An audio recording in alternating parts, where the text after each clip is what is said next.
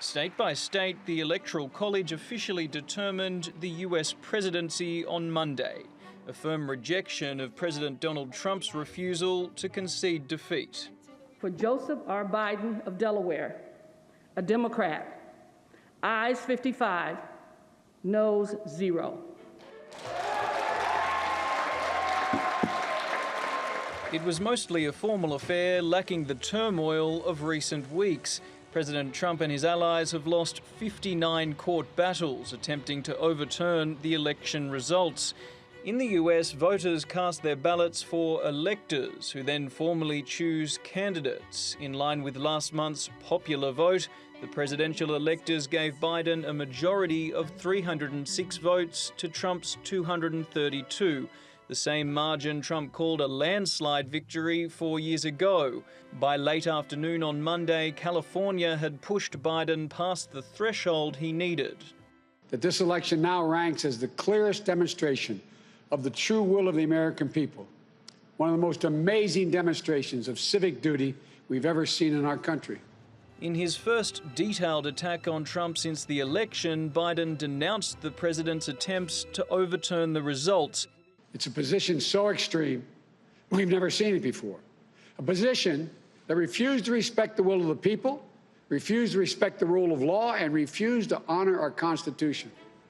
The loss doesn't mean Trump is giving up. Trump officials have vowed to approach Congress if need be, and the president is continuing to claim electoral fraud. I worry about the country having an illegitimate president. That's what I worry about. A president that lost, and lost badly. This wasn't like a close election. You look at Georgia. We won Georgia big. We won Pennsylvania big.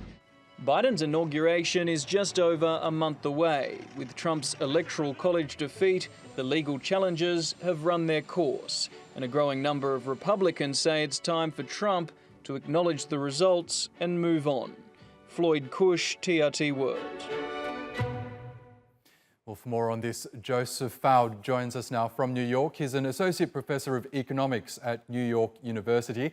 Welcome back to the program, Joseph. So I guess in a sense, these results are more official after this Electoral College procedure. But in terms of Joe Biden's path to the White House, it's all but assured, but it is still going to be a tricky transition, isn't it? What challenges does Joe Biden face when he does assume the White House in January? Yeah, so there are three different challenges he's facing. Number one is what the world is looking at is COVID. The numbers in the United States right now look really bad, and this is going to be one of the darkest months in the entire history of COVID. Second, the Trump administration is still not sort of fully cooperative, and he has to get an entire government on board in the next 4 weeks, and that's going to be challenging. He's also facing lots of pressure to produce a diverse cabinet that looks like the United States, and so there's lots of shuffling within the party of different interest groups jockeying to get their people into office. Lastly, we're trying to negotiate this week, just before the holidays, an almost $1 trillion stimulus bill, because many of the benefits that were passed are expiring, and we're going into the holidays. And so there's tremendous pressure on Congress and Biden to help push Congress to pass something, for people who are unemployed as soon as possible. That's right, and it's interesting that Mitch McConnell, the US Senator, congratulated Joe Biden after this Electoral College procedure. Now, he actually stands to be a thorn in the side of Joe Biden's presidency if the Democrats don't manage to win a couple of Senate races in January.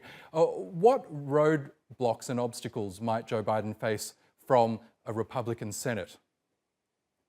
Yeah, so in the Senate, if they don't want to take up any of the bills or proposed laws that Biden wants to put in, they really can stymie it quite effectively. My guess is they'll let him get all or virtually all of the people he wants in government, but for actually passing bills, he's going to need to actively work with them. And the fact that Democrats control the House, in the sense, doesn't really aid them at all, because the Senate is effectively a veto, and its rules mean that if Republicans control 50 seats, they literally determine what bills can even be voted on. And we know Joe Biden during the campaign has vowed to unwind a lot of those massive tax cuts that the Trump administration had passed through the Congress in 2017. If the Republicans hold on to power in the Senate, presumably Joe Biden won't be able to do that. No, or it would be sort of very limited in terms of what he could do around the margins. I think Joe Biden has a good working relationship with McConnell. They've known each other for many years. But at the end of the day, Republicans consider the tax cuts that Trump implemented some of the sort of most prized victories of the last few years. Okay, we'll see what happens when Joe Biden does assume office in January. Joseph, thank you again for joining us on the program. Thank you.